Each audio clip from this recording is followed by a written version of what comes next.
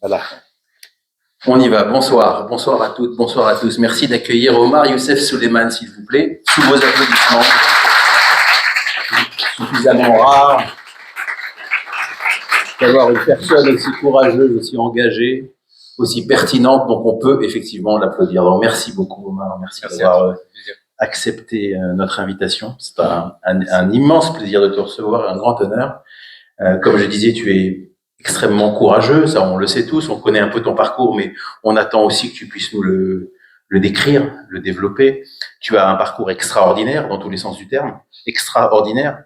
2012, tu fuis la Syrie, tu fuis le régime de Bachar el-Assad pour arriver en France.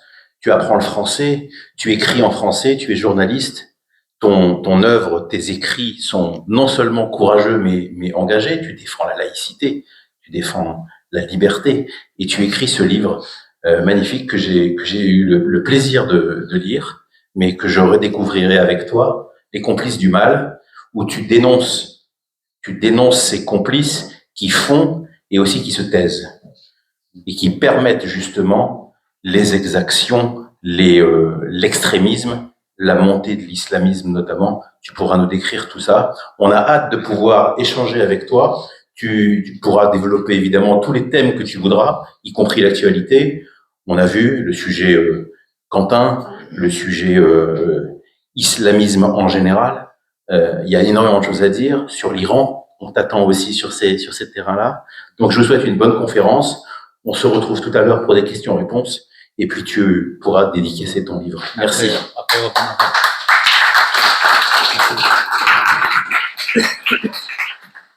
Merci beaucoup et merci d'être nombreux. Vous m'entendez bien?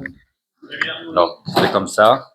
Franchement, quand là, j'étais dans le transport, je me suis dit qu'avec la pluie, il y aurait personne. Parce qu'au froid, quand même, c'est vraiment émouvant de trouver que vous êtes nombreux ce soir. Parce que, vous voyez, on a vraiment besoin, je pense que le plus important aujourd'hui, c'est cette question de la mobilisation. Parce que les autres, quand je dis les autres, je parle de nos adversaires. Je préfère utiliser ce terme pour ne pas dire les ennemis. Pourtant qu'aujourd'hui, ils sont malheureusement, ils deviennent de plus en plus des ennemis de la République, de nos valeurs, de ce terme qui a déjà été utilisé plein de fois de leur part. Vivre ensemble, ils sont les ennemis de ce vivre ensemble et ils sont mobilisés. Alors, je vais aller très vite dans l'histoire de ce livre. C'est que je l'ai écrit, ça c'est mon premier livre en tant qu'enquête. Pourtant, je travaille dans le journalisme depuis un moment. En fait, ce qui m'a motivé, c'est que avant d'arriver en France, j'avais 25 ans. C'était en 2012. Et la raison principale pour laquelle j'ai fui mon pays d'origine, la Syrie, dirigé par un régime dictatorial, mais aussi par une ambiance islamiste radicale, avec ces manipulateurs qu'on appelle les frères musulmans, qui ont détruit pas seulement la Syrie, mais aussi l'ensemble du Moyen-Orient. J'ai toujours été choqué du fait qu'ils existent ici, qui sont pas seulement qu'ils existent, mais aussi qu'ils dominent une partie de territoire français. J'ai habité 7 ans dans la banlieue parisienne. J'ai habité à Bobigny, j'ai habité à Créteil. Ah, vous aussi? Tant mieux. Non, pas tant mieux. C'est chaud, oui, grave. Et donc, j'ai habité à Créteil, j'ai habité à Montreuil, à Champigny. Et pendant tout ce séjour, j'ai interviewé, j'ai parlé à beaucoup de personnes, je dirais de la confession musulmane, mais aussi, surtout des imams ou des musulmans, disons, radicaux. Il faut ici, je tiens à préciser qu'il y avait de nombreuses personnes qui ont vécu, je dirais, de la génération de 60-70, qui ont été tellement opposés au discours islamiste qui submerge aujourd'hui certaines communes en France. Ouais. Ça, c'était marrant quand même, marrant et triste à la fois, et paradoxal. C'est-à-dire, ce sont les jeunes qui se radicalisent par des jeunes musulmans aujourd'hui. Et ça, on comprend pourquoi aujourd'hui. Ça, c'est pour plein de raisons. Peut-être on va revenir tout à l'heure. Mais ce choc, c'était vraiment grave, parce que c'est comme si on a fui l'enfer pour se retrouver dans cet enfer. Et le plus grave, c'est le fait qu'on a, comment dire, en France, on n'en parle pas assez. C'est-à-dire, par exemple, en 2017, j'habitais justement à Bobigny, et je connaissais pas très bien en fait le système. Je dirais, je parle de système politique ou même social en France. D'ailleurs, je tiens à préciser que j'arrivais en France, je parlais pas le français, je connaissais personne. J'étais vraiment, j'ai recommencé ma vie de zéro. Et vous voyez, ça c'est intéressant parfois parce que quand on recommence sa vie de zéro, on est en train, en tant qu'exilé, je veux dire, on vit sur le carrefour du monde. C'est-à-dire, on voit tout le monde autour de nous, on observe, on apprend, oui. Sans juger, sans donner des avis, etc. On n'a pas de clichés, on n'a pas de regard précédent. Et donc, autrement dit, on est comme des enfants, quoi. Et donc, j'étais tellement choqué du fait que de nombreux imams à l'époque soutenaient Mélenchon et la France insoumise, que les musulmans radicaux soutenaient ce parti politique censé être de gauche. Alors, au Moyen-Orient, être de gauche, c'est par nature, on est opposé à l'islamisme, même à l'islam. C'est-à-dire un type de gauche en Syrie, au Liban, il va automatiquement dire les imams sont arriérés, ils sont horribles, on s'en fiche complètement d'eux. Les imams accusent tout, même quand on balance le mot gauche là-bas, on est tout de suite classé par traître, par infidèle, par agent à l'Occident, par des gens qui souhaitent, disons, empoisonner la société avec des idées étrangères qui sont incohérentes avec le mode de vie des musulmans. Mais comment est-ce possible des imams soutiennent Mélenchon? C'était vraiment une très grande question que je me posais, dans laquelle j'ai creusé pendant des années. Et j'écrivais à l'époque des papiers, des articles dans la presse, selon ce que j'ai trouvé, c'est-à-dire ce sont des témoignages avant tout. Parce qu'en fait, j'ai joué à un jeu. Je pense malheureusement ce qu'il faut faire avec des islamistes, parce qu'ils pratiquent le taqiyya, c'est-à-dire la dissimulation. Il faut y aller en faisant semblant qu'on est on est comme eux, c'est-à-dire faire la prière avec eux, parler avec eux en arabe. Et heureusement que c'est ma langue maternelle.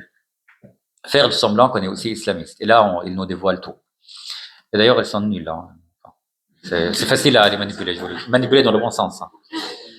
Et du coup, avec l'attentat de 7 octobre, c'était un moment horrible pour tout le monde, bien sûr.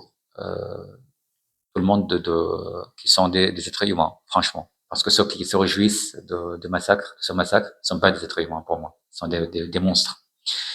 Et ce massacre, pendant ce jour-ci, j'étais à côté de Nice, dans un salon du livre. Et quand j'ai appris la nouvelle, c'est sur le portable, les infos viennent de partout, je suivais les presses en arabe, en anglais, en français. Et lorsque je suis tombé sur un tweet de Mélenchon qui a considéré ce massacre en tant qu'une réaction contre la violence, c'est-à-dire une violence contre la violence. Et je prends l'avion, j'écris un article tout de suite pour dénoncer cette hypocrisie, cette manipulation, en disant que déjà, à l'époque, au Moyen-Orient, je parle des pays arabes, il y avait des jeunes influenceurs qui ont tout de suite condamné ce massacre sans réserve. Pourtant, ils étaient là-bas. Comment est-ce possible qu'un politicien en France ne considère pas le Hamas comme un groupe terroriste? Le lendemain, la France insoumise a publié une communiqué de presse pour prouver cette parole. Il a répété les mêmes mots que Mélenchon. À ce moment-là, je me suis dit que je devais aider. Et le jour même, d'ailleurs, le 8 octobre, il y avait une association qui s'appelle Urgence Palestine qui a été créée. Et en considérant, ça c'était vraiment honteux de ce renversement du rôle, c'est-à-dire on n'a pas de victime israélien, Israël c'est le coupable. Plus tard, j'ai découvert que ce discours n'était pas seulement diffusé de la part de la France insoumise ou des islamistes en France, mais ils prennent vraiment, ils occupent le territoire de ce que l'on appelle l'ensemble de la gauche française. Pas tous, bien sûr, à l'exception de certaines personnalités de PS, par exemple. Donc, puisque les islamistes, ils pratiquent le taqiyya, j'ai continué ce travail, autrement dit l'infiltration dans leur mouvement, mais cette fois, c'était pas à la mosquée, c'était place de la République. ce qui était triste quand même. Donc, j'allais tous les samedis dans leur manif, en faisant semblant d'être comme eux, avec le kéfier, parfois je mettais une casque pour ne pas identifier mon visage, mon maquillant bien sûr, et en parlant, en fait, ce qui m'intéressait, si vous voulez, c'est pas vraiment les manifestants, parce que je connais très bien, je sais très bien qu'il y a des gens qui viennent ici avec la bonne foi, se manipuler, surtout les jeunes, oui. Ils viennent ici pour se manifester, par solidarité, etc. Ce qui m'intéressait beaucoup, c'est deux choses. D'abord, qui organise ces manifestations, et deuxièmement, les slogans. Parce qu'il y a des slogans qui étaient antisémites sans réserve pour moi, mais pour ces jeunes, ils captaient pas. Par exemple, quand ils répétaient en arabe de l'eau à l'eau, Palestine est arabe, ça c'est de l'antisémitisme. Oui, sans vraiment. Ça c'était d'ailleurs fou quand même de répéter ce slogan, parce que ça veut dire Israël c'est le seul État du monde qu'on appelle à détruire. Oui. Par exemple, on a tellement vu des manifestations, même nous on a manifesté contre la guerre en Ukraine, on n'a jamais appelé à détruire la Russie. Oui. Pourquoi le seul Israël on appelle à détruire? C'était une grande question à poser. Deuxième chose, parmi ces slogans qui ont commencé après le 7 octobre, et on appelle à détruire Israël qui vient souffrir d'un massacre. Il y a des milliers de personnes qui étaient tuées, et d'autres qui étaient kidnappées, des femmes qui ont été violées.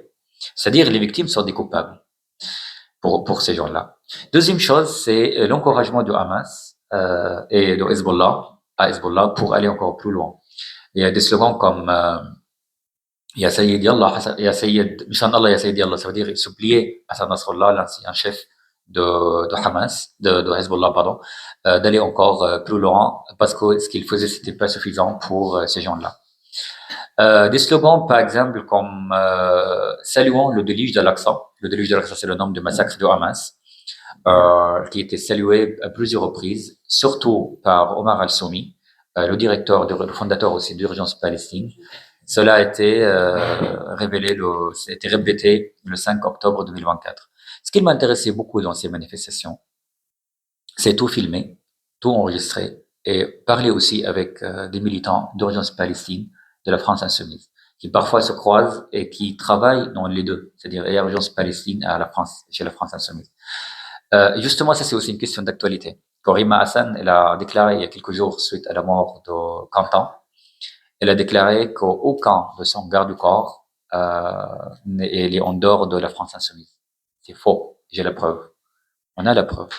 Son garde du corps, qui était tellement présent dans ces manifestations, qu'il accompagnait quasiment partout, c'est un militant à Urgence Palestine. C'est pas un militant à la France Insoumise. C'est ce que j'ai écrit dans le livre. On a beaucoup d'en fait preuves. On a beaucoup de slogans qui ont été répétés, beaucoup d'apologies du terrorisme. Vous voyez. Le 8 septembre, en parlant de filmer, après je dis pourquoi en fait j'ai fait tout ça.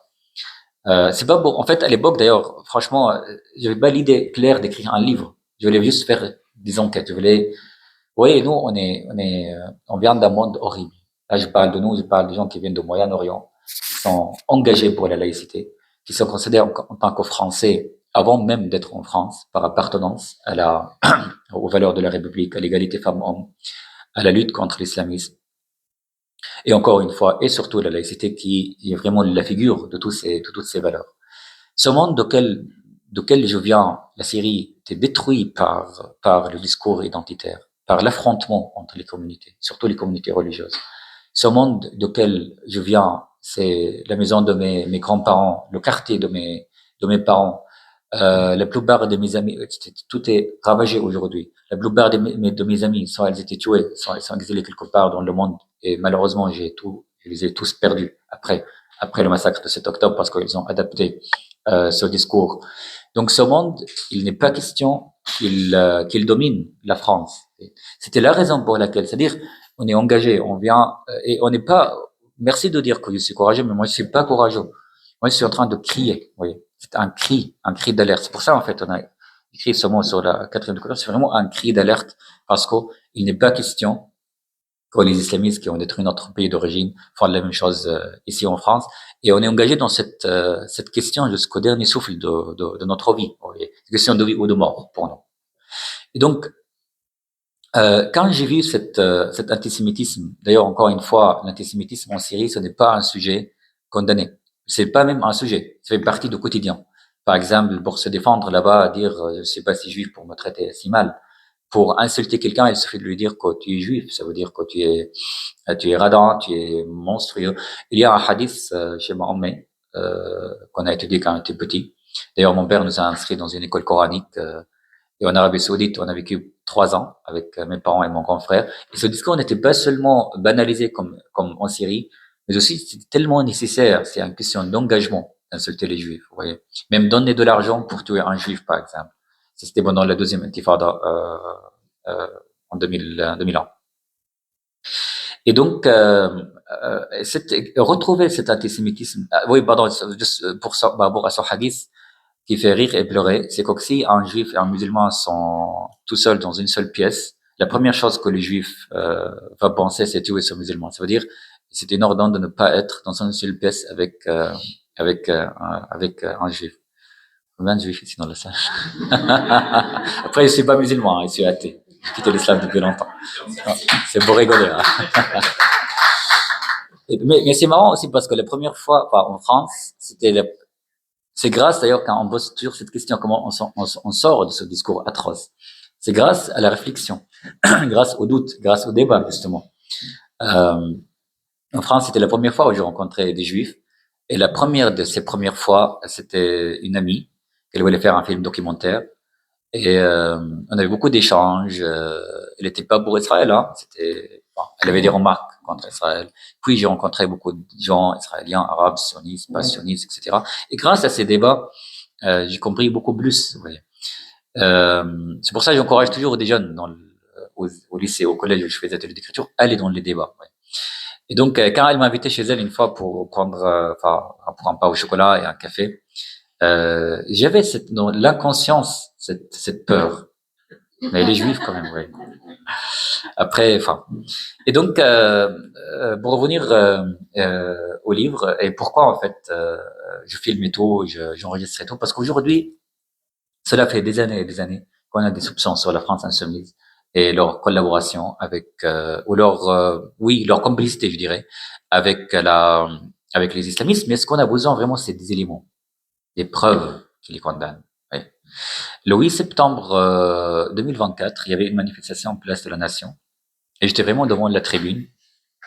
Et je filmais tout. Lorsque la manif a terminé avec le discours d'un islamiste qui s'appelle Elias Demzalen, il a appelé à faire l'intifada. Et pour moi, c'était vraiment terrible parce que l'intifada, on sait ce que c'est au Moyen-Orient. On sait, ça veut dire, on ne peut pas séparer l'intifada de l'islamisme. Ça, c'est ridicule quand même. Vous voyez. Parce que la première fois où l'intifada a été annoncée, c'était dans la première communiqué de Hamas en 1987. Bref, plus tard, j'ai pas supporté en fait. Je voulais vraiment, encore une fois, crier. Donc j'ai publié une de ces vidéos sur X et résultat, le ministre de l'Intérieur à l'époque, et plusieurs personnes aussi, y compris Patrick Caram, qui est un homme courageux, vice-président aujourd'hui de la région d'Île-de-France.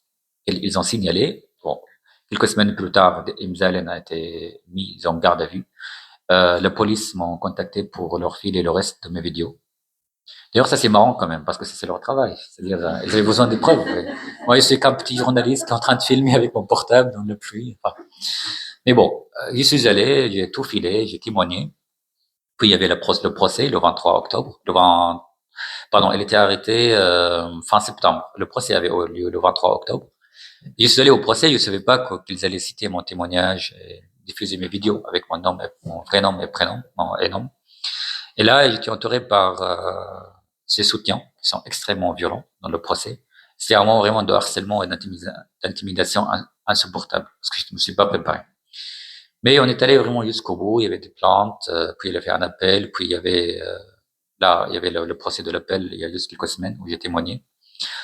Je raconte cette histoire pour dire, premièrement, les termes ou les vocables sont très importants pour condamner ces gens. On a encore la justice en France, il faut en profiter jusqu'au bout, à mon avis. Troisièmement, on a besoin d'éléments. Là, il y avait la commission d'enquête à l'Assemblée nationale où j'étais auditionné. Et j'avais le choix que ce soit huis clos ou ce soit public. D'ailleurs, la commission d'enquête c'était lancée par des députés de LR pour justement avoir des... Enfin, le sujet, c'était les liens entre des partis politiques et des islamistes en France. Donc, j'ai tout révélé, vous voyez, il y avait des questions, ça a continué environ 1 heure et demie, vous voyez, c'est diffusé en direct. Et j'aurais beaucoup aimé d'avoir des députés de la France insoumise ou des députés de gauche. Il y avait zéro. Parce qu'encore une fois, le débat, c'est essentiel en France. Sans débat, on ne peut pas continuer. Oui. Sans débat, on aura des affrontements sociaux. Le drame qu'on a vécu contre Canton, c'était ça, en fait. C'est l'absence de débat, à mon avis. C'est la censure qui s'impose sur les étudiants de Sciences Po de Lyon. Surtout à Lyon, parce que vous savez bien, c'est une ville particulière quand même. Et malheureusement, la France insoumise ne croit pas au débat. Il croit à l'intimidation, au harcèlement. Il croit aux menaces. Quand Mathilde Panot a déclaré avant-hier que si ça continue, que le groupe Nemesis, en tant qu'identitaire, avec lequel je ne suis pas du tout d'accord, bien sûr, mais ils ont tous les droits de se manifester pacifiquement.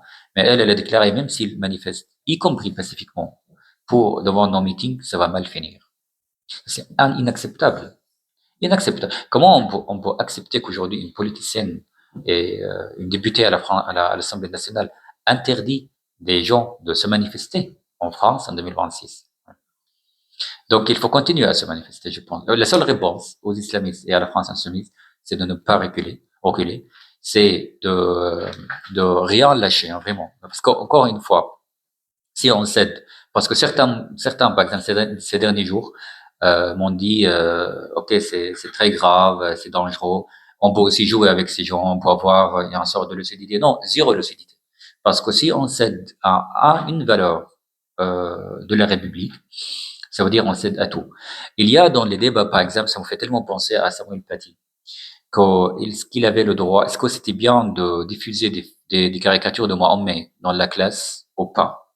Est-ce que Charlie Hebdo, c'était bien d'aller très loin, c'est très loin, de caricaturiser Mahomet ou pas? C'était pas mieux voilà, de faire attention parce qu'on sait que ces gens sont sauvages, ou mieux, c'est-à-dire ne pas laisser pardon, certains musulmans ou certaines personnes qu'ils trouvent que ça c'est pas bien de caricaturiser Mahomet. Et à mon avis, si on cède à ça, si on interdit de caricaturiser Mohamed, ou on avoir peur de cette caricature, ça finira jamais. Ça va enchaîner, vous voyez, pour d'autres dessins, parce que si les musulmans aujourd'hui ne sont pas contents du fait qu'on dessine Mohamed, peut-être demain, d'autres confessions ne seront pas contentes de dessiner quelqu'un d'autre, religieuse ou dans un contexte religieux ou politique quand même, vous voyez. Donc je pense que pour la France insoumise, il faut faire pareil.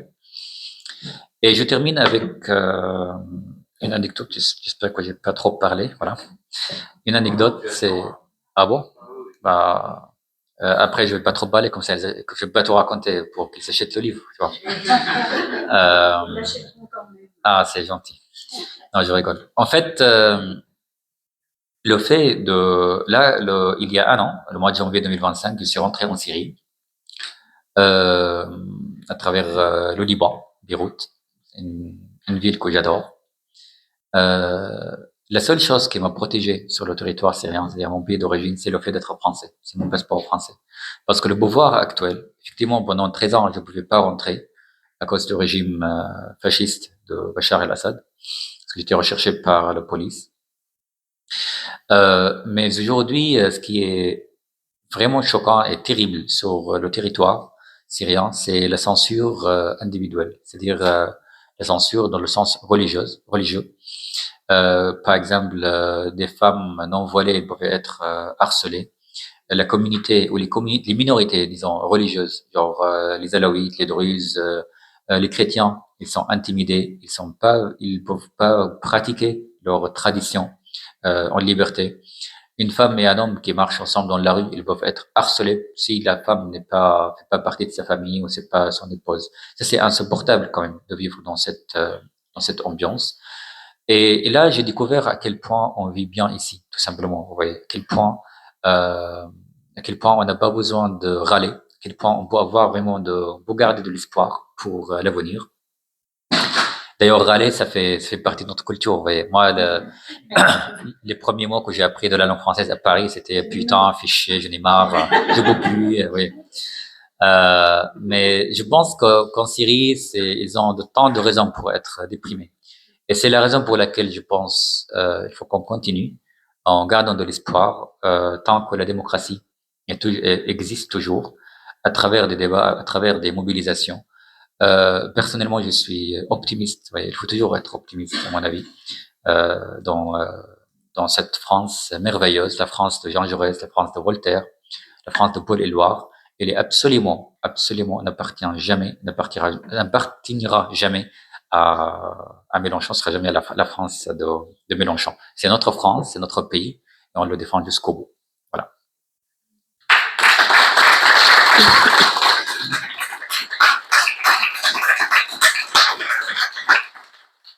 On va passer aux questions, Omar, parce que là, tu nous laisses quand même un peu sur notre faim. On a plein de choses à te demander. Première question. Merci beaucoup. Merci à vous. Que pourriez-vous nous dire de votre analyse des dirigeants actuels de la Syrie?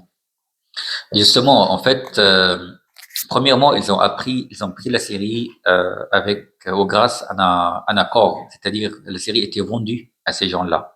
Ceux qui soutenaient Bachar al-Assad l'ont lâché, c'est pas par engagement, mais tout simplement parce qu'ils n'ont plus besoin de Bachar al-Assad. Parce que Bachar al-Assad, ce qu'il a fait, il a commis une erreur, et tant mieux qu'il l'a commis, voyez, pour qu'il dégage enfin.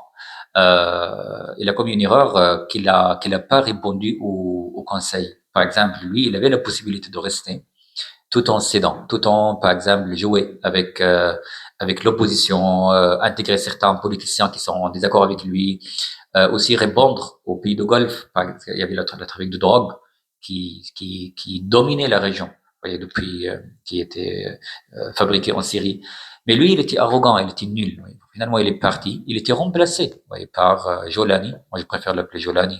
C'est pas Ahmad al-Shara, parce qu'il était un djihadiste. Je pense qu'un djihadiste un jour, un djihadiste toujours. On leur fait jamais confiance. Et aujourd'hui, vous savez, ça me fait penser un peu à l'Iran. Parce qu'en Iran, ils sont tellement en avance. Ils sont incroyables. Pour ça, vraiment, il faut soutenir ces gens. Leur révolution, c'est pas seulement contre une tyrannie traditionnelle, mais aussi contre Allah, contre la religion. En Syrie, cette révolution, c'était contre Bachar al-Assad, mais c'était pour Allah. Au final, on a trouvé ça. On parle des gens démocrates qui souhaitaient avoir un état de droit, une démocratie. Mais malheureusement, les islamistes sont si manipulateurs et si malins pour aller dans ces manifestations, les envahir, et puis créer un État islamique. Aujourd'hui, en Syrie, c'est un État islamique. Hein. Ouais. Et quand on voit, par exemple, le gouvernement aujourd'hui sont à 100% sunnites, à part une ministre qu'elle a mis juste pour décor, elle est chrétienne, elle l'a mis juste pour dire, bah regardez, il y a une chrétienne, mais elle a aucun pouvoir. Ouais. Ils sont tous sunnites et ils s'imposent la charia petit à petit dans le quotidien. Aujourd'hui, par exemple, Ramadan, je pense que c'était aujourd'hui. Donc, c'était l'iftar, non, tout à l'heure? Pas pour moi, en tout cas. Ramadan, aussi resté aujourd'hui. Et du coup, c'est-à-dire, par exemple, à Damas, auparavant, on pouvait boire, ou fumer dans la rue, etc. Aujourd'hui, c'est pas question. On pouvait vraiment être tué. Donc, encore une fois, cette censure individuelle, elle est insupportable. Et la situation économique, il y a une corruption horrible de la part de ce gouvernement, qui gère très mal d'ailleurs, ils sont vraiment pas doués. Et il y a un vrai risque que ça va re-exploser de la part de la société, de la part de cette population qui est déjà crevée de plus de 14 ans de guerre quand même. Oui. Donc la situation malheureusement n'est pas rassurante. Merci Omar. Pour revenir en France, je suis toujours étonnée quand on donne ces titres de noblesse à Patrick Karam parce qu'il me semble qu'il a été le soutien avec l'Île-de-France et Valérie Pécresse de Mohamed Eniche, qui est quand même un peu le chef de la constellation islamiste dans le 93. Et donc, je voudrais avoir ton avis en tant que journaliste et qui a des informations là-dessus. Et tout à l'heure, tu nous as dit que tes anciens amis de Syrie, quand ils sont partis, ont adopté, est-ce que j'ai bien compris, ont adopté le discours des islamistes. Est-ce que tu peux nous en dire plus de ça? Par rapport à Patrick Haram et Mohamed Banish, je n'ai pas d'informations. Je sais lire. Je n'ai pas d'informations. Ils ont fait un grand repas ensemble avec Valérie Pécresse, tout ça. Et c'est qui ce type, Mohamed Banish? C'est un peu le chef de la constellation islamiste. du 93. Et pourquoi ils ont fait ce repas? Ah, ça, c'était le jour où Valérie Pécresse a annoncé qu'elle était parfaitement d'accord que les femmes se voilent dans les universités en C'est quelle année? France. Ça fait, je sais pas, peut-être 7 ans à peu près. Je n'ai pas d'informations. Désolé, donc je ne peux pas répondre. Mais par rapport à... Bah, je ne pas. Non, mais moi, je soutiens, alors je tiens à préciser, alors je ne suis pas vraiment au courant de cette nouvelle, mais je tiens à préciser que je soutiens les politiciens engagés. Je veux dire, Valérie Pécresse, elle est engagée. Oui, par exemple, elle fait des colloques sur la laïcité. C'est grâce à elle qu'aujourd'hui, on a fait même elle a appelé 100 personnes à s'intervenir dans des lycées sur la question de la caricature de Charlie Hebdo et la liberté de la presse, surtout, c'était la question. Elle a fait même une concurrence. Elle a fait un concours pour ces jeunes, sur la caricature, etc. Je trouve que la question de la laïcité, c'est vraiment au cœur de son discours et il est pratiqué en plus. Oui. Alors, par rapport à l'histoire à l'université, je suis pas au courant. Oui. Désolé. J'ai la vidéo. Ce que ça vient changer, en tout cas, je n'ai pas référence par rapport à votre. J'ai la vidéo. Non, mais aujourd'hui, le conditionnement des aides de la région de France, c'est justement en fonction de la laïcité. Merci de le préciser. En tout cas, comme on a dit djihadiste un jour, djihadiste toujours, je me méfie. Ah non, mais Valérie Pécresse n'est pas djihadiste quand même. Hein. Désolé. Ça saurait. On a parlé de ça pour Jounani. Ouais. Et c'est vrai que là, après, si elle avait dit. Enfin, bon, bref. Je sais pas. À suivre. Après, il faut que je vois les détails et le contexte. Oui, en fait, cette adoption de discours de Hamas, parce que tout simplement, alors, quand on n'est même pas islamiste dans le fond aujourd'hui, c'est-à-dire des amis qui sont pour la démocratie, la laïcité, etc. Mais ils sont complètement contre la riposte israélienne. C'est ça ce qui les motive. Par exemple, pour eux, déjà, Israël n'est pas un pays légitime, ne doit pas exister. Donc, le discours vient de là. Or, quand on était en Syrie, on n'avait pas vraiment l'occasion d'en parler.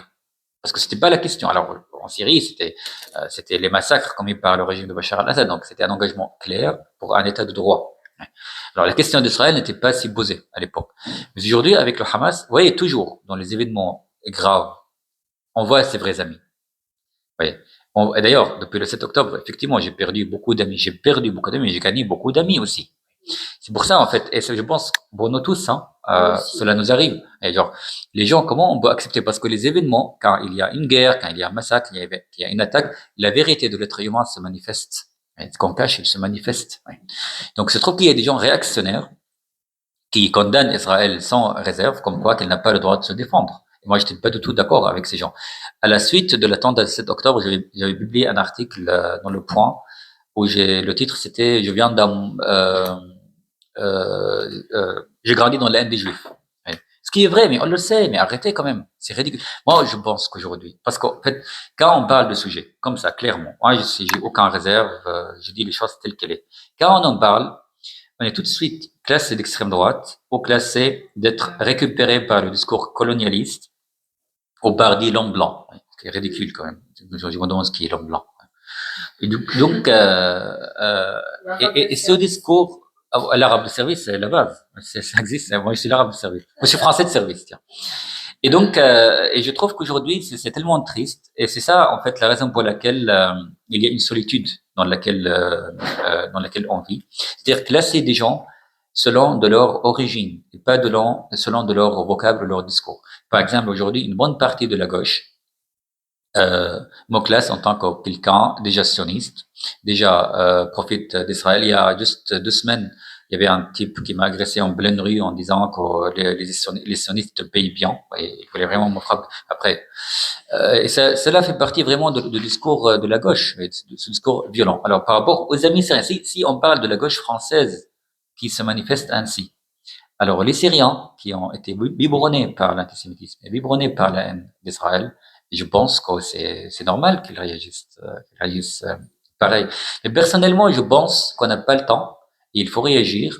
Et il faut pas non plus, même aujourd'hui, si vous voulez, je suis plus prêt d'entrer dans une discussion Non, sur la question est-ce qu'Israël a le droit d'exister ou pas. J'en ai marre, franchement. Non, elle a le droit d'exister. Là, on doit parler de la suite. Ouais, ça, c'est plus question pour moi. Oui, bien sûr.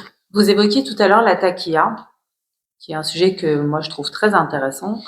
Est-ce que vous pourriez déjà, pour le cas où tout le monde ne saurait pas ce dont il s'agit, expliquer en quoi ça consiste et surtout, est-ce que vous voyez et est-ce que vous pouvez décrire les signes de taqiya qu'on voit notamment dans le monde occidental et particulièrement en France, s'il vous plaît? On le voit à travers d'abord à travers le paradoxe entre le discours en arabe et en français. Vous voyez dans les prières de vendredi, l'appel à la prière, c'est la conférence. Alors, l'appel à la prière, mais il y a une conférence, il y a une prière juste après. C'est tous les vendredis dans les mosquées. Il y a des imams dans le discours en arabe, c'est pas comme en français. Oui. Ça, par exemple, c'est en forme de taqiyya. Encore une fois, ils sont nuls parce que quand on va à la mosquée, on comprend l'arabe et on fait la comparaison entre les deux. Et aujourd'hui, avec le portable, on peut tout enregistrer. Ça, c'est une chose. D'ailleurs, il y a par exemple le chef de musulman de France, MF, qui avait un autre nom, s'appelle Ammar Lasfar, qui se considère comme quelqu'un engagé pour la République, il n'arrête pas de parler de la loi de 1905, etc., qu'il parle des musulmans de France bien intégrés pour la laïcité, etc. Lui-même, Ammar Lasfar, d'ailleurs, il a commencé de parler de cette manière après la proposition de Macron de la loi contre le séparatisme en 2018. Mais avant, il disait, il a déclaré en arabe, on arrivera à l'Assemblée nationale avec des élections, avec une force, même avec un coup d'État. C'est ça l'objectif des frères musulmans, oui. S'infiltrer dans la société, changer les normes sociales dans un quartier à travers le voile, à travers un discours séparatiste qui ne reconnaît pas la laïcité, qui ne reconnaît pas la République, mais il reconnaît l'application de Charia. Et là, on le voit chez les jeunes. Vous voyez. Selon le sondage de l'IFOP ces derniers mois, c'était terrible. Le nombre des jeunes qui sont pour l'application de Charia. Et donc, ça c'est la première chose, je veux dire, le paradoxe entre ce qu'ils disent en arabe et en français, et le paradoxe ou la différence entre ce qu'ils disent et ce qu'ils font. C'est-à-dire, ils parlent de la laïcité à la télé, et puis dans leur discours, dans leur petite commune, ils parlent de la charia. Troisième chose, regardez les librairies musulmanes dans la banlieue parisienne. C'est horrible. J'ai fait une enquête il y a quelques années, et d'ailleurs j'ai intégré pas mal d'informations dans ce livre. Le nombre des livres de Kardawi, un des fondateurs des Frères musulmans, qui a décédé il y a quelques années, qui condamne la laïcité sans réserve dans ses livres, qui appelle à l'application de la charia. Le nombre des livres adressés aux enfants, les visages gommés. Le visage gommé, c'est vraiment le mode de salafisme. Hein. Parce qu'on a interdit moi, quand j'étais en Arabie Saoudite, on n'avait pas le droit d'écrire ou de dessiner un être humain complet. Parce que comme ça, on mythe Allah. Allah sera jaloux, etc. Bon, c'est ridicule. Et du coup, se trouve qu'aujourd'hui, on a les livres des BD qui se vendent dans les librairies musulmanes et qui ont un discours horrible pour adresser aux enfants. Et ce qui est aussi, là, je pose toujours cette question, le livre, il coûte très cher, hein, parce que sont de couleur, sont de super qualité, mais ils se vendent de rien, 2-3 euros. Là, on se demande aussi d'où ça vient. D'ailleurs, dans l'enquête, encore une fois, il faut donner la parole à tout le monde. J'ai appelé toutes ces maisons d'édition. Personne n'a accepté de me donner la parole, même ou répondre à mes questions à l'époque. Donc, je veux dire, tout ça, personnellement, je le considère comme un taqiyya. Et vous avez tout à fait raison, parce qu'il y a autre chose aujourd'hui. C'est que quand on parle des frères musulmans, ils sont qui les frères musulmans? Par exemple, dans les pays arabes, ils ont des bureaux. C'est considéré comme un parti politique qui s'appelle les Frères musulmans ou comme un mouvement politique plutôt. En Égypte, depuis leur création, dans les années 20, 1921, par Hassan al-Banna, et c'était un parti politique, un mouvement politique. Engagés, ils étaient à l'Assemblée en tant que frères musulmans. En Syrie, c'était pareil. En Jordanie, ça fait 80 ans qu'ils sont là. Et aujourd'hui, les frères musulmans, ils sont considérés comme terroristes en Arabie Saoudite, en Égypte, en Tunisie, même en Syrie, pays islamiste, on n'a pas accepté la réouverture de leur bureau parce que personne n'en peut. Et en Jordanie, là, le mois d'avril dernier, c'est classé comme un mouvement terroriste, c'est-à-dire dire que ces frères musulmans dans ces pays ont fini en prison, même parfois exécutés. Absolument, c'est à 1000% contre l'exécution, mais ils sont condamnés au moins. Mais qu'est-ce qu'on attend en France, en fait, ou en Europe? Ouais. Tout simplement, on est naïf. On est naïf. La semaine dernière, j'étais à Bruxelles Dès que je suis sorti de la gare, franchement, ça fait des années que je suis pas allé. Je me suis dit, mais Bruxelles, c'est fini, non? Il n'y a plus d'Europe là. C'est horrible, oui, de le dire. Et donc, Molenbeek, oui, on parle toujours de Molenbeek, mais aujourd'hui, c'est ça, c'est partout à Bruxelles. Effectivement. À Genève, par exemple, j'étais aussi à Genève il y a peu de temps. Les frères musulmans, ils sont bien présents, surtout avec Hani Ramadan, le frère de Tarek Ramadan. Mais ici en France, je pense que alors, il n'y a pas de frères musulmans. Il y a des associations qui s'identifient en tant que frères musulmans, qui adoptent le même discours. Et ça, c'est très simple. Pour appliquer la loi strictement contre ces gens, on vise. C'est pour ça en fait on écrit des éléments. C'est-à-dire il faut y aller, il faut les viser, il faut documenter. Et on a des preuves. Toute déclaration opposant aux valeurs de la République, à la laïcité, à la civilité française, à l'égalité femmes-hommes, ça c'est aussi très important. Vous voyez, il faut qu'ils soient tout de suite condamnés. Oui. Et ces imams doivent être expulsés de la France pour une raison simple. La France, c'est pour les musulmans, c'est pas contre les musulmans. Parce que les musulmans, en tant qu'individus, qu'est-ce qu'ils souhaitent ici? Ils souhaitent vivre. Ils ne souhaitent pas être considérés comme une communauté à part, seulement pour voter au service de Mélenchon ou de la France insoumise. C'est-à-dire les musulmans. C'est pour ça, en fait, je dis toujours aux jeunes, vous pouvez être tout ce que vous voulez. Vous pouvez être musulman, vous pouvez être algérien, vous pouvez être marocain, mais avant tout, soyez français. C'est votre pays. S'identifie à la laïcité. Et puis, vous pouvez être musulman sans aucun problème. Mais pour ces imams, ça, c'est inacceptable. Oui, alors vous avez été justement convoqué à cette commission parlementaire. Vous êtes arrivé avec des éléments de preuve que vous avez aussi mis dans votre livre et qui étaient assez clairs et qui sont clairs. Et pourtant, le résultat de cette commission parlementaire a été plutôt ridicule. Ouais, décevant. Je le dis, ridicule. Et nul. Qu'est-ce qui, selon vous, explique que vos arguments n'ont pas porté? Et pour ceux qui y ont assisté, et j'ai regardé ça avec beaucoup de désespoir, Mélenchon a été brillant en face de gens qui ne l'ont absolument pas contredit. Vous avez amené des arguments et ils n'ont pas apparemment été entendus. Pourquoi? C'était tellement triste parce que pendant l'audience de Mélenchon, j'attendais toujours l'audience de Mélenchon. Pas l'audience. C'était un monologue, un spectacle. Alors pourquoi? À mon avis, c'est pour deux raisons. Premièrement, c'est qu'on a peur de ce parti, on n'a pas envie d'aller plus loin. Et deuxièmement, on a des intérêts. Oui, on n'a pas envie de vraiment condamner. Et peut-être aussi le fait qu'on n'a pas envie de dire faire de scandale. C'est-à-dire Mélenchon a joué un jeu, genre il a parlé du voile, il a parlé des Émirats arabes unis, il a parlé de la citoyenneté, blablabla, machin. Il n'y avait pas de vraiment, il a parlé de l'islamophobie. Mais il n'a répondu à aucune question et ils se sont arrangés ça entre eux. Alors ça c'est mon hypothèse, peut-être je me trompe, mais franchement je ne suis pas la personne la plus, disons, crédible à répondre en détail et profondément à cette question, parce que je pense, nous on n'est pas des politiciens, nous on est des journalistes, des écrivains, c'est-à-dire on écrit, on y va, on interroge.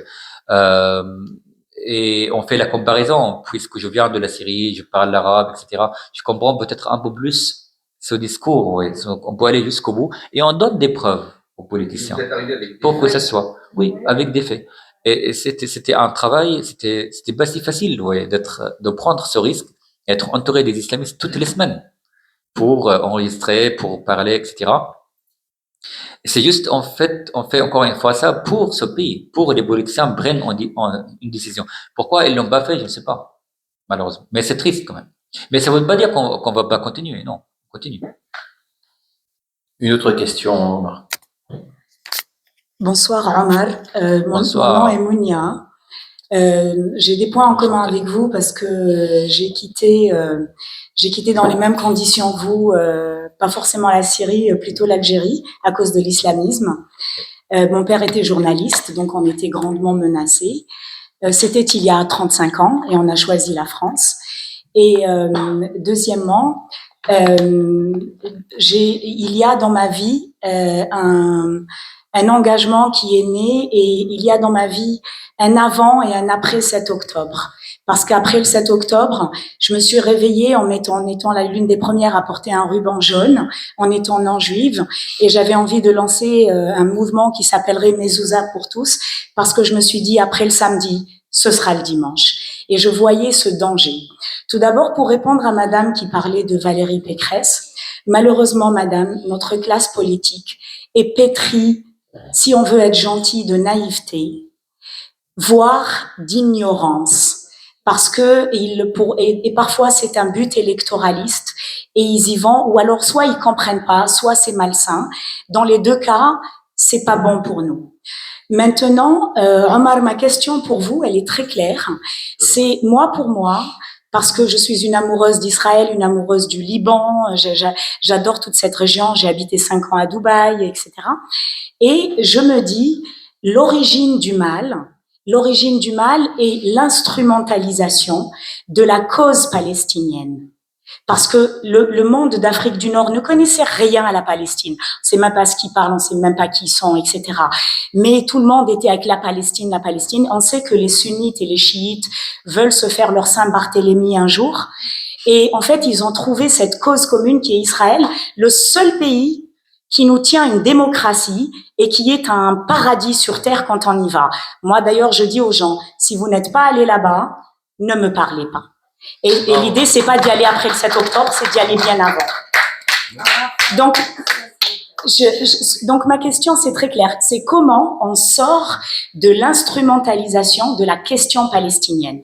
Est-ce que je pensais que le 7 octobre, les gens allaient se réveiller et se dire, ah ben non, la Palestine, c'est pas ça, et vive Israël, et comment on a raté la médiatisation, comment on a raté le combat médiatique d'Israël. Et qu'est-ce qu'on peut faire?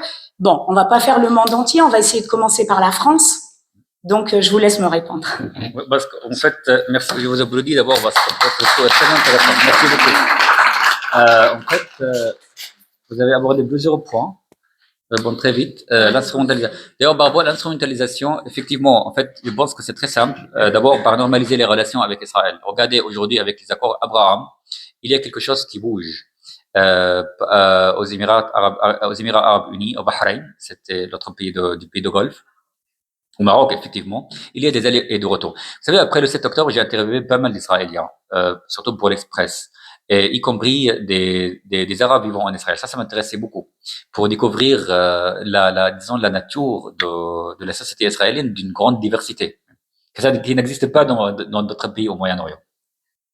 Et donc, ils m'ont expliqué en fait le fait que depuis les accords Abraham, ils ont effectué des allers-retours aux Émirats Arabes Unis et au Maroc, et le regard de la population de ces pays a tellement changé envers Israël. Je pense que ça c'est un pas très important, normaliser les relations avec Israël. Deuxièmement, encore une fois, être très strict contre le discours islamiste qui règne aujourd'hui au Moyen-Orient. Par exemple, en Algérie, vous avez abordé votre pays d'origine. Aujourd'hui, ils adoptent pas. Il y a deux sujets qu'on ne peut pas en parler. Et les décennies noires, vous connaissez mieux comment, hein, les décennies noires, pardon, vous me corrigez si je me trompe. Et deuxième chose, c'est la Palestine. Il n'est pas question d'être relativer les choses ou dire Israël c'est un pays en démocratie, etc. Et je pense que ça c'est terrible. Quand Rima Hassan est allée à Alger, elle a dit que l'Alger est la Mecque de la liberté, par exemple. Premièrement, la Mecque et la liberté, ça n'existe pas. C'est ridicule. C'est n'importe quoi. Moi, j'ai fait le Hajj, le grand pèlerinage une fois, et l'Umrah, le petit pèlerinage 2 fois. Donc, à la Mecque, il y a zéro liberté. La Mecque, c'est de la violence. C'est une ville horrible. Voilà. Et c'est une des raisons pour lesquelles je suis devenu athée, c'est que je suis allé à la Mecque. Donc, elle ne va pas nous donner de leçons sur la liberté à la Mecque. Deuxièmement, quand elle parle d'Alger comme la Mecque de la liberté, ça, c'est le fond de la manipulation. C'est horrible de dire cette phrase, tout en considérant la France comme un pays de censure et un pays de mort et un pays de colonisation, etc. Par rapport, c'est pour ça en fait, l'Algérie, je pense que c'est très particulier, c'est très triste. L'autre sujet par rapport au combat, n'est-ce pas? Je vais parler du combat ici, non? Tu me trompes pas? Je vous vois pas bien en fait. Oui, vous avez parlé du combat, mais c'était quoi le sujet? Je disais comment en France on peut arrêter d'avoir cette instrumentalisation de la question palestinienne. Et dans un pays comme la France, où on n'a pas de Palestiniens techniquement, à part quelques-uns que Macron. Bah si, on arrive à Hassan quand même. Les Syriens. Oui, justement. En fait, je pense, oui, vous avez raison. En fait, tout simplement, en faisant encore d'abord, en faisant ce qu'on fait, par, j'étais tellement, alors, moi, franchement, j'ai fait juste une petite chose, mais il y a des étudiants de Sciences Po qui m'appellent et ils me disent discrètement, on n'aime pas du tout, la France insoumise, mais on n'ose pas le dire. Et on a lu votre livre, et c'était très bien, etc. On fait confiance. Donc, je pense qu'ils ont besoin, surtout les jeunes, ici, de savoir, de découvrir la vérité de ce qui se passe là-bas. Et deuxièmement, en fait, c'est appliquer la loi. C'est-à-dire, je pense que la place de Rima Hassan ou de Mathilde Panon, c'est la prison, c'est pas l'Assemblée nationale. Oui. Donc, je pense que réagir encore vite, réagir avec force, c'est ça ce qu'il faut faire. Et troisièmement, ce qu'on a dit tout à l'heure, c'est il faut pas céder, il faut pas reculer.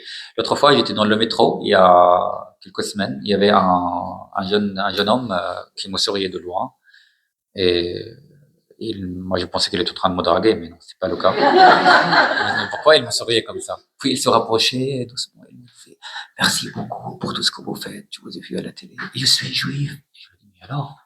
Pourquoi vous le dites comme ça avec peur? C'était vendredi. Moi, je lui dis, Shabbat Shalom. Devant tout le monde. Et je regardais autour de moi. Ça va? Vous avez un problème? Parce que je pense qu'aujourd'hui, c'est inacceptable qu'un juif en France, une juive, dise pas, on se cache. On ne dit pas qu'on est juif par peur. Parfois, j'ai des amis qui cachent leur nom pour ne pas être identifiés comme juifs parce qu'être juif aujourd'hui, c'est une accusation. Des profs n'osent plus dire que ce sont des juifs devant leurs élèves tous les jours parce qu'ils ont peur quand ils vont passer leurs vacances en Israël, on le dit plus, vous voyez. Donc, il n'est pas question. Au contraire, il faut le dire tout le temps. Tout le temps, tout le temps, tout le temps, tout le temps. Et moi, je dis aujourd'hui, ok, je suis juif. Vous avez un problème? Mais il faut affronter. Je pense que ça, c'est une arme qu'il faut utiliser contre les islamistes. C'est-à-dire, répéter les vocables sans cesser, sans avoir peur, sans avoir tout le temps en se tenant debout. Parce que ce qu'ils cherchent, c'est de nous faire peur.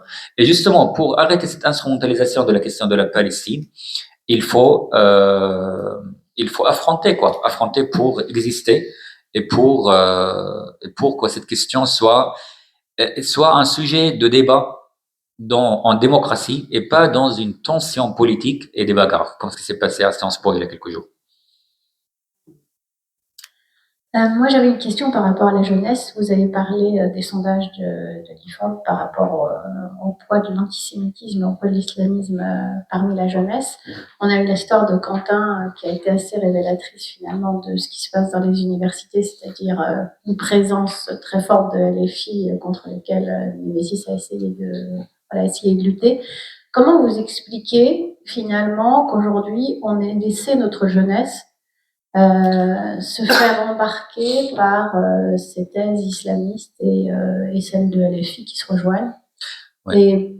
et finalement qu'on les a un peu perdus. Je pense qu'il y a plusieurs raisons. D'abord, ça a commencé dans les années 80 avec une dégradation de discours laïque et du fait qu'on a découpé ces jeunes de l'histoire française. C'est-à-dire, on n'enseigne plus l'histoire française comme auparavant. Cela a commencé avec Mitterrand. Pourquoi on le faisait? On a commencé de le faire. C'est pour faire barrage à FN à l'époque, ce qui était tellement légitime parce que FN c'était raciste.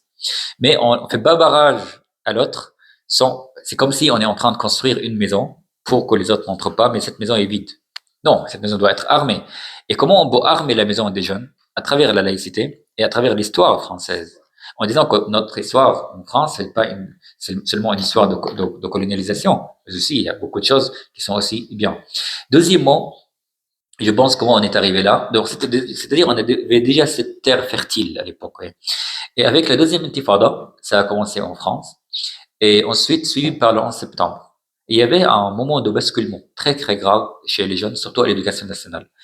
Et aujourd'hui, ce que je constate, parce que je fais beaucoup d'ateliers d'écriture dans des lycées, surtout les lycées, surtout par la région justement.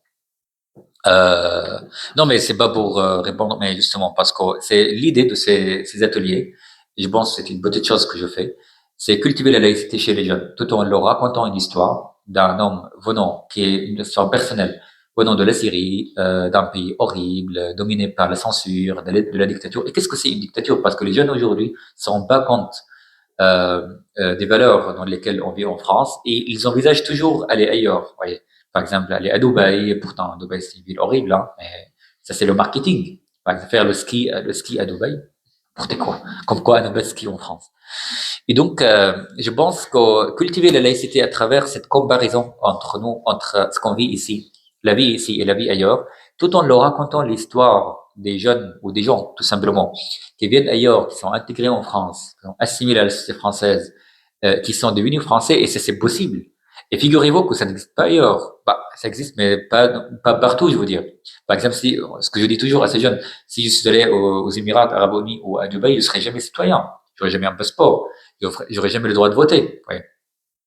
Donc, et ces jeunes-là, ce qu'ils ont vraiment besoin, c'est cultiver la laïcité. Alors, comment ils sont arrivés là? Il y a beaucoup de raisons.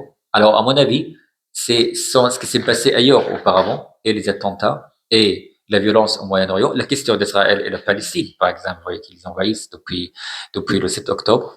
Et tout ça, c'est à cause premièrement, du fait qu'ils soient découpés de l'histoire française, et deuxièmement, du fait qu'ils soient manipulés par l'extrême gauche, par l'ultra gauche qui domine aussi une partie de l'éducation nationale, une bonne partie de l'éducation nationale, et aussi du fait du discours islamiste qui est bien présent.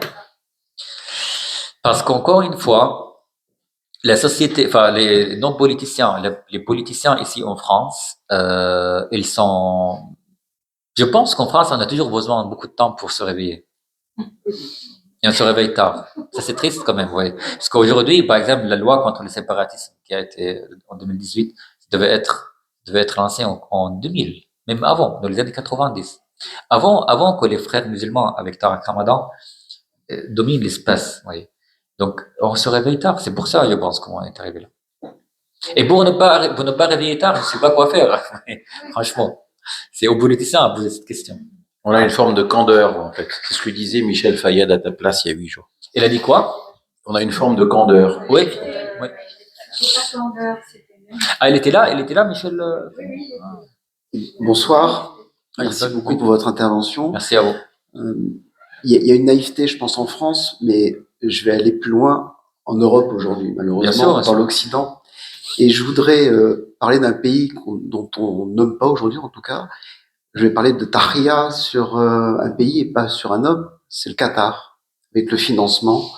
Et aujourd'hui, du pain et des jeux, le PSG, beIN Sport, oui. J'en passe et des meilleurs, des monuments français qui passent dans ce pays. Quelle est votre vision sur cette, je vais employer un mot très dur, excusez-moi, cette vermine rampante qui est en train d'envahir la France et tous les politiques, hein, de droite comme de gauche? Il y a un sort de pouvoir, de peur de perdre le financement, oui, et l'investissement qatari en France. D'ailleurs, il faut préciser une chose, c'est que le Qatar, c'est pas le premier pays au Moyen-Orient qui investit en France, c'est les Émirats Arabes Unis. Les Émirats Arabes Unis, ils sont très stricts contre le discours des frères musulmans. Alors, à mon avis, il y a déjà cette peur de perdre un client en France. Par exemple, au Qatar, le Qatar achète beaucoup de parfums, elle achète des armes, elle a investi ici aussi en France, comme le Stade de la France, etc. Et deuxièmement, c'est le Qatar, il vient encore une fois, puisqu'il c'est elle qui, disons, c'est le berceau des frères musulmans aujourd'hui, où ils grandissent encore de plus en plus, où le refuge des frères musulmans avec la Turquie.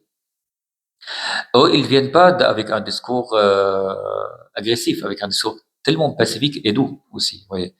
Je pense que c'est pour ça en fait ils arrivent et ils dominent et ils profitent de la démocratie. Ils sont très malins.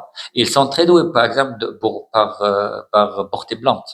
C'est-à-dire qu'une fois aujourd'hui qu'on a un problème, les islamistes ont beaucoup d'argent, ils sont très riches en général en France. Une fois qu'on a, moi il y a une plainte sur moi maintenant, récemment à cause d'une enquête que j'avais publiée, et ils savent déjà qu'ils vont peut-être quasiment pas gagner Parce qu'on a des preuves, non, on ne raconte pas n'importe quoi. Ils le savent. Ils n'ont pas de problème que de ne pas gagner.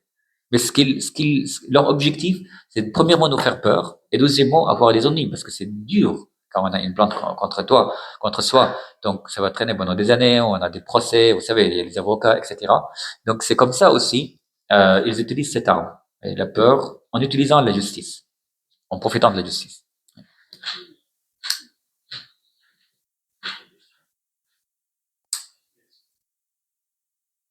Bonsoir Omar. Bonsoir. Je me présente, je m'appelle Georges, je viens d'à côté, de Beyrouth. Alors ça, là, ma question est très simple. Avant tout, merci d'exister, merci pour le témoignage, tout ce qui est fait. J'achèterai pas le bouquin, simplement parce qu'il est dans ma poche déjà. C'est gentil. Donc, j'ai une question simple. On voit des fois des gens qui viennent faire de la politique, qui sont des fois des élus, ensuite, et qui sont musulmans. Et ces gens-là, souvent, se prononcent comme laïcs. Et la question que je me pose, une fois que quelqu'un est élu comme ça, il a une position, comment ça se passe ensuite avec son environnement, avec les frères musulmans qui vont sûrement l'approcher, mais quelle méthode ils ont pour essayer éventuellement de le détourner, même si profondément il est laïque, mais il y a la famille, il y a les voisins, il y a les amis, etc. Et vous avez sûrement une très belle expérience sur ça que vous pouvez partager avec nous. Oui, il y a d'abord le clientélisme et l'instrumentalisation de la part de la France insoumise envers les musulmans de la France pour voter pour eux. Ça, c'est plus de secret. Hein. On a beaucoup d'enquêtes, on a des sondages, surtout par rapport aux législatives de 2024. Dans l'autre sens, les frères musulmans ou les islamistes au cours en France, depuis l'application de la loi contre le séparatisme en 2021, ils n'ont plus la possibilité de créer leur propre parti politique. Donc, c'est la raison pour laquelle ils utilisent la France insoumise comme un cheval de Troie pour arriver à l'Assemblée nationale. Et on a encore aussi beaucoup de preuves sur ça. Alors maintenant, la question, est-ce que ces islamistes ont déjà réussi à avoir plusieurs candidats? Oui. Ouais. Par exemple, pour les législatifs l'année dernière, on avait Mohamed Awad. Mohamed Awad, il faisait partie de groupes qui s'appellent Jeunes musulmans, identifiés frères musulmans. D'ailleurs, un des fondateurs des Jeunes musulmans c'était Hassan Equissan. C'était Equissan, pardon. Et donc, il y a des individus. Alors, dans leur environnement, quand on voit, par exemple, sur les réseaux sociaux, ou même dans leur quartier, ils s'adressent la parole aux musulmans de la France pour voter pour eux. Ils s'adressent pas la parole aux musulmans. Là, récemment, si je ne me trompe pas, Mohamed Awad, il a fait la même chose, parce que lui, il est recandidaté maintenant, et pour les municipales. Il a fait la même chose en appelant les musulmans pour voter pour lui. Quand on va dans ces quartiers, par exemple pour les législatifs l'année dernière, il y avait des jeunes dans des cités qui voulaient voter Mélenchon. Pourtant, Mélenchon n'était pas candidat. C'est juste l'idée. Oui. Comme quoi on votait Mélenchon. Et ils savent pas ce que c'est la France. Ils savent rien. Oui. Ils sont des jeunes avec le drapeau de la Palestine. Et on votait pour Gaza, pour la France. D'ailleurs, c'était tellement courant pour les législatives. Et ça, c'est une des raisons pour laquelle j'ai écrit ce livre. Parce que ça, c'était horrible ce qu'ils ont fait. Cette manipulation. L'instrumentalisation, madame, vous avez abordé cette question, l'instrumentalisation de la Palestine, tout en jouant avec ce que l'on appelle l'islamophobie, que je crois que ça n'existe pas. C'est un terme qui a été d'ailleurs inventé par les frères musulmans. Et on a l'islamophobie et on a la question de la Palestine. Avant les élections législatives, le mot génocide a été répété sans cesse de la part des députés de la France insoumise, et surtout par David Guiraud. Tous les jours, il y avait plusieurs fois des génocides. Une fois, le 11 juin est arrivé, 2024, c'est-à-dire on avait déjà les élections, il n'y avait plus de génocide. Ils ne disent plus ce mot. Ils s'en fichent complètement. Là, ils partent en vacances. Donc, pour les musulmans, ils jouent avec cette émotion, et surtout, en jouant avec la peur des musulmans en France. En mettant toujours face à cette question comme quoi vous êtes en danger, vous êtes menacé de la part de qui? De la part des Français. Comme quoi vous n'êtes pas français. Ça, c'est inacceptable, ce discours. Et se trouve qu'aujourd'hui, par exemple, l'année dernière, après l'assassinat d'Abou Bakr dans la mosquée, c'était un jeune homme qui était tué dans une mosquée, qui était un attentat horrible, et bien sûr. Comment la France insoumise a instrumentalisé ce discours? Tout de suite, on lance sur un nouveau terme qui s'appelle l'État islamophobe. Et la France n'est pas, c'est horrible de dire ça. Donc, il se trouve que les musulmans, ils vont dans ce discours pour se sentir protégés. Une autre partie, là on parle des islamistes, ils savent que non, c'est complètement ridicule, il y a de l'instrumentalisation derrière ceci, et ils appellent. Donc, on a deux catégories, à mon avis, ceux qui sont déjà manipulés par ce discours et ceux qui savent ce qu'ils font.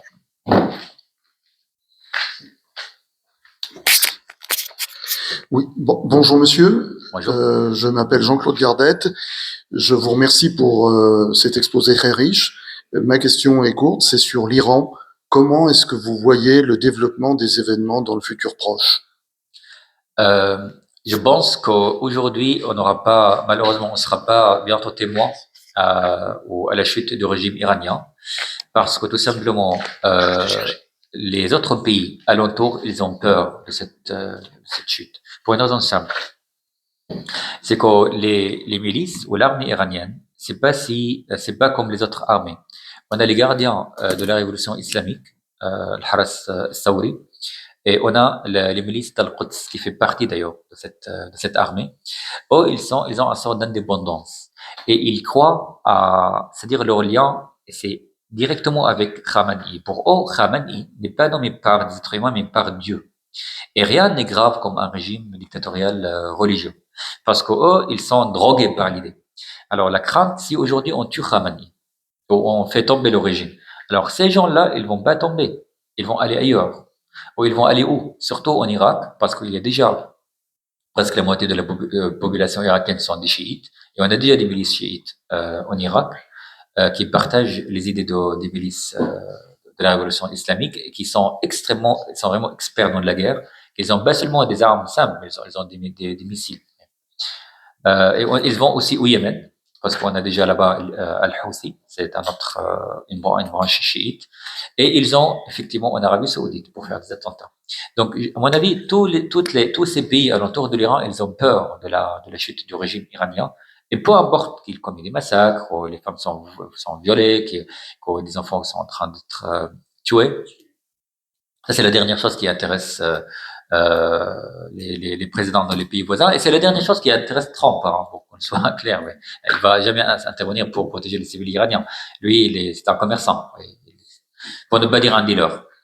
Et donc, je pense que c'est pour cette raison, tout simplement, à ma connaissance politique, qui n'est pas vraiment expert dans ce sujet, que je suis pas expert dans ce sujet, le régime iranien va pas tomber. Et surtout, il faut pas oublier une chose, c'est qu'on a le canal sur la mer qui donne sur la mer Rouge, au final. On appelle dire Hormuz en arabe. Je ne sais pas comment on le prononce en français. Hormuz, on peut dire Hormuz, parce que l'Iran est capable de couper ce canal dans lequel les plus grands navires commerçants venant en Europe et en Occident, ils y traversent. C'est-à-dire aussi en Occident, on a peur de ça, oui, je pense. Et donc, il a cette carte avec laquelle il peut jouer. D'ailleurs, il a menacé plusieurs fois de le faire. Merci. Bonsoir, merci beaucoup pour votre livre et pour votre intervention. On a parlé de l'instrumentalisation de la cause palestinienne. On a parlé des efforts islamistes pour utiliser LFI comme un cheval de Troie. Alors ma question est soit naïve, soit intelligent. Non, c'est soit naïf, soit paranoïaque. Mais je me demandais, on sait ce qui s'est passé en 1979 en Iran. Vous racontez dans votre livre comment la chute de Bachar el-Assad a donné lieu à laisser la place à des mecs d'obédience islamiste. Vous avez terminé votre intervention tout à l'heure en disant la France restera une république laïque. Est-ce que vous pensez qu'un scénario à l'iranienne ou à la syrienne puisse être possible en Europe? Moi, ça m'apparaît de la science-fiction et en même temps. Michel Houellebecq. Comment? Michel Houellebecq. Oui, c'est vrai. Voilà ma question. Est-ce que vous pensez qu'un tel scénario pourrait se produire dans des pays européens? Oui, je pense. Au moins, c'est pas en France. Au moins, pas bientôt. Mais c'est tout à fait possible. Regardez, par exemple, on a l'exemple de New York aujourd'hui, qu'un candidat musulman est arrivé au pouvoir. Or, en fait, New York et les États-Unis, c'est pas l'Europe. C'est un autre système encore, parce que là-bas, il y a une très grande diversité, il y a toujours une démocratie qui ne ressemble pas tellement à l'Europe. Aujourd'hui, c'est tout à fait possible d'avoir, par exemple, avec des élections, un candidat islamique, mais pas en France, pas actuellement en France au moins, qui peut arriver, et heureusement qu'on a toujours les séparations entre les trois pouvoirs, je veux dire, qui arrive, qui soit un président, et puis la majorité de l'Assemblée nationale, par naïveté ou par peur, va adopter ces décisions. Qu'est-ce qui l'empêche de ne pas annoncer un État islamique? D'ailleurs, regardez les manifestations en Allemagne, surtout, en Allemagne et au Royaume-Uni, qui appellent à l'application à la charia publiquement.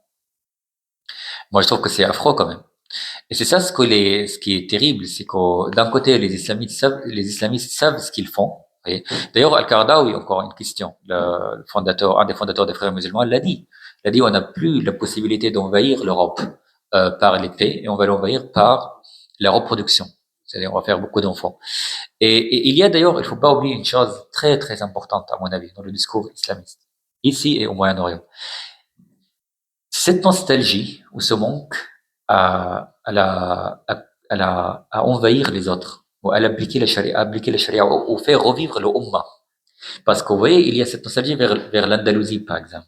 Comme quoi, en Andalousie, on avait déjà un État islamique qui a duré environ 800 ans. Et là, c'était l'époque d'or, qui était magnifique. Il y a ce discours dans lequel on a grandi, d'ailleurs. C'est-à-dire, par exemple, pour dire à quelqu'un que tu es héros, tu es fort, écoute, tu vas reprendre l'Andalousie pour nous, dans ce cas. C'est-à-dire, l'Andalousie, dans ce discours, c'est pas une terre pour l'Europe, mais c'est une terre musulmane. Elle doit revenir. D'ailleurs, à l'époque, la conquête islamique, elle est arrivée jusqu'à Lyon. C'est pas loin de Lyon, je veux dire, en France. Donc, encore cette nostalgie. Poitiers. Oui, c'était pas loin de Lyon. Poitiers. Voilà, tout à fait. Du coup, voilà, Charlemagne. Voilà. Donc, je pense que oui, c'est tout à fait possible d'avoir un État islamique en Europe. D'autres questions, Omar, s'il te plaît. Bonsoir, merci et bravo pour votre travail d'enquête. Moi, j'avais une petite question. Vous disiez tout à l'heure que dans le pays où vous êtes né, les enfants étaient biberonnés à l'antisémitisme notamment. Pour autant, force est de constater que vous avez pris beaucoup de recul depuis. Et moi, je voulais savoir ce qui vous avait permis justement, quelle a été, si vous êtes en capacité en tout cas de faire cette démarche-là, probablement, ce qui vous a permis de prendre du recul par rapport à... De m'en sortir, vous voulez dire? Non, c'est pas le terme que j'emploierais, mais véritablement de tourner la page de ce qui vous avait été enseigné petit et qui peut-être pourrait inspirer ici des pistes aussi pour éviter que beaucoup de jeunes, comme vous le rappeliez le sondage IFOP récent tout à l'heure, que beaucoup de jeunes se leurrent avec ce type d'idées. Je pense que c'est déjà l'atrocité elle-même ou l'idéologie atroce elle-même nous pousse à adopter l'inverse, c'est-à-dire nous pousse à avoir les valeurs qui existent ailleurs en dehors de cette idéologie. Quand j'étais en Arabie Saoudite, j'avais 13 ans, et donc un an après, il y avait les attentats de 11 septembre. Et je fais partie toujours d'une génération qui a été manipulée par le discours d'Osama Ben Laden, dans lequel on figurait ou on considérait Osama Ben Laden comme le héros qui allait sauver la Palestine d'Israël, qui allait défendre les musulmans des occidentaux, des kuffars, des infidèles, etc. Donc mon objectif à l'époque, c'était de faire des attentats comme Osama Ben Laden. C'était vraiment j'étais fantasmé par l'idée de m'obséder, ouais. Lorsqu'un jour je suis allé à la Mecque, je fais le pèlerinage, etc. Et là-bas, c'est là en fait le moment de basculement. C'est pour ça en fait, je reviens toujours vers le débat. Cette violence qui existait à la Mecque, qui m'a poussé à poser des questions. C'est-à-dire, d'un côté, je faisais la prière pour Ben Laden, d'un autre côté, je me suis dit, mais c'est quoi le sens d'ailleurs de tout ce qu'on faisait ici? J'avais l'impression tourner autour d'Al-Kaaba plusieurs fois, faire des retours entre deux roches, monter dans une montagne avec une chaleur insupportable. À la Mecque, il faisait genre 50 degrés. Il y avait 3 millions de pèlerins. Donc j'avais l'impression qu'on est dans un hôpital psychiatrique quand même. C'est terrible. C'est quoi ça? Donc finalement, après avoir rentré à Riyad, le Kabbalah de l'Arabie Saoudite, mon père m'a acheté un ordinateur, ce qui m'a permis d'accéder à l'Internet. Et à l'époque, il n'y avait pas encore des réseaux sociaux. Mais et grâce à l'Internet, d'ailleurs, il y avait pas mal de sites qui étaient bloqués. Mais bon, on se débrouille sur Internet pour trouver des solutions. Et donc, cela m'a permis de lire d'autres choses, des livres qui étaient interdits en Arabie Saoudite, y compris, par exemple, de la poésie. J'ai lu Paul Éluard à l'époque, en arabe. Et donc, c'est pour ça on parle toujours de l'Internet comme un terrain de manipulation, ce qui est vrai, mais aussi c'est pour être un terrain de se réveiller quand même. Et donc, petit à petit, grâce à ces questions, grâce à ces lectures, j'ai décidé, et à l'époque, j'étais aussi attaché par une idée de Taha Hussein. Taha Hussein, c'est un écrivain égyptien très important qui a écrit un livre sur la poésie qui a été écrite avant l'islam, dans lequel il pose cette question. Parce qu'après avoir analysé cette poésie, il a découvert qu'il y a une grande possibilité qu'il soit écrit bien plus tard et tellement modifié. Cette question, et ce livre qui a été écrit d'ailleurs dans les années 20, si je ne me trompe pas, et il a ouvert la porte vers un très grand débat à l'époque sur la possibilité que le Coran lui-même soit écrit bien plus tard après Mahomet et modifié. C'est pas vraiment le même Coran de l'époque de Mahomet. Mais malheureusement, ce débat a été étouffé par les islamistes. Donc, mais Taha Hussein, qui a déjà été aussi attaché par Descartes, m'a ouvert les yeux vers ce monde. Donc, j'ai relu le Coran d'une manière neutre. Et c'est une lecture qui m'a encore une fois motivé d'abandonner la religion, de sortir de l'islam, et surtout sur la question aussi de l'antisémitisme. Vous voyez, combien de fois, on a 43 fois, les Juifs sont cités dans le Coran, dans aucune de ces fois, c'était comme des gens du bien.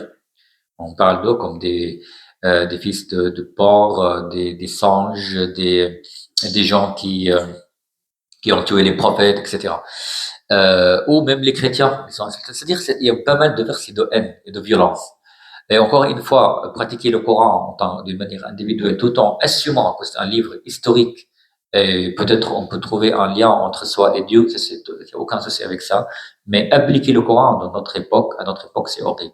Et je me suis posé cette question à l'époque, j'avais environ 15 ans, en disant que si je quitte la religion et je vais à l'enfer, si Dieu existe, je vais à l'enfer. Alors, dans tous les cas, si cet enfer existe, si ce paradis existe, moi je ne veux jamais aller au paradis en fait. Parce que dans ce paradis, déjà dans l'enfer, j'allais trouver tous les gens que j'aimais. J'allais trouver Paul Éluard, j'allais trouver Virginia Woolf, que j'ai adoré, Angelina Jolie, j'étais fasciné par sa beauté à l'époque. J'allais trouver Marilyn Monroe, j'ai adoré, j'ai regardé plusieurs de ses films. Et alors, dans le paradis, j'allais trouver qui? J'allais trouver Ben Laden, les imams tellement moches en Arabie Saoudite. Et de plus, dans ce paradis, par exemple, un martyr qui est mort pour Allah ou pour l'islam, il aura 72 femmes vierges avec lesquelles il va coucher jour et nuit et elles resteront vierges. Et quel enfer, quel film d'horreur quand même. D'ailleurs, déjà, c'est un bordel quand même. C'est horrible de faire ça. Donc je me dis, mais ça m'intéresse pas du tout d'aller dans ce paradis. Et même d'être, au contraire, je voulais surtout aller à l'enfer. Par coup, ouais. Qui a beaucoup réfléchi. En tant qu'adolescent. Énormément réfléchi. Y a-t-il d'autres questions pour Omar? Alors moi, j'ai une question à te poser, puis personne ne pose de questions désormais. C'est moi qui vais te poser la dernière, si tu me permets. Bien sûr. Dans les complices du mal, donc dans les complices, on a dit qu'il y avait ceux qui faisaient, on l'a beaucoup décrit, et il y avait également les complaisants, ceux qui se taisent, ceux qui laissent faire. Est-ce que tu peux développer un peu sur ce thème-là? Déjà, tu vises quel type de personnes et comment tu les qualifies quelque part? Et quelles sont ces inactions qui permettent justement cette complicité, s'il te plaît? Je veux dire, les complices du mal, qui sont, tout simplement? Les complices que tu qualifies d'inactifs, c'est-à-dire ceux qui laissent faire, ceux qui sont complaisants. Oui, je vois.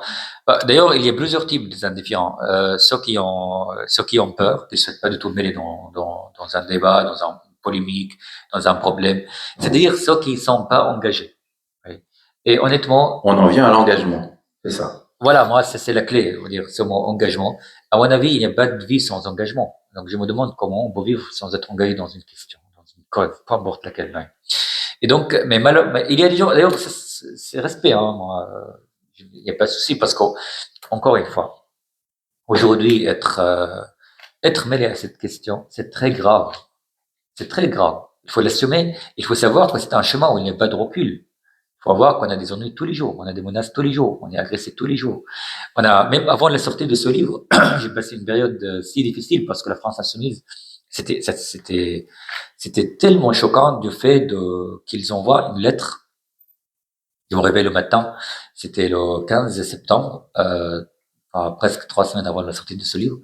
Mon attaché de presse m'appelle, il me dit on a reçu une lettre horrible, ils veulent un exemplaire de livre dans 24 heures, puis je me dirige directement vers la maison d'édition. Mais ils ont tenté de l'interdire d'ailleurs. Oui, et on a refusé d'envoyer un exemplaire dans 24 heures, puis ils ont fait une action judiciaire, on avait un procès, parce qu'ils voulaient un exemplaire, et sous prétexte, c'était la justification de Manuel Bompard, il a dit on ne souhaite pas bloquer le livre, mais non, on ne censure rien.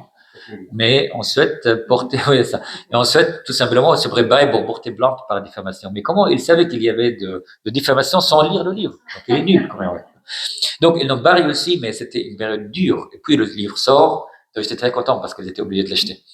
Et il sort et après j'avais beaucoup d'ennuis. Et comme tous ceux qui sont engagés dans la question, une fois qu'aujourd'hui, surtout dans l'ambiance dans laquelle aujourd'hui on vit, dans cet extrémisme, où on est coincé entre deux rives, entre l'extrême gauche, l'extrême droite, entre ultra droite, ultra gauche, etc.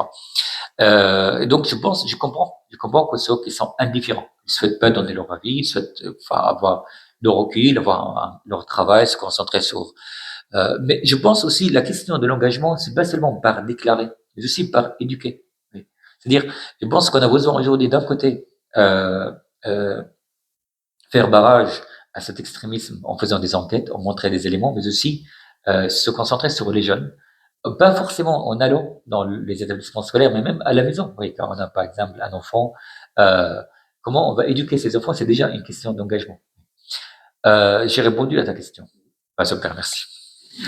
On peut t'applaudir bien fort. On va clôturer cette conférence. Merci Omar. Merci beaucoup. Merci. On vous donne rendez-vous sur la chaîne YouTube. Merci.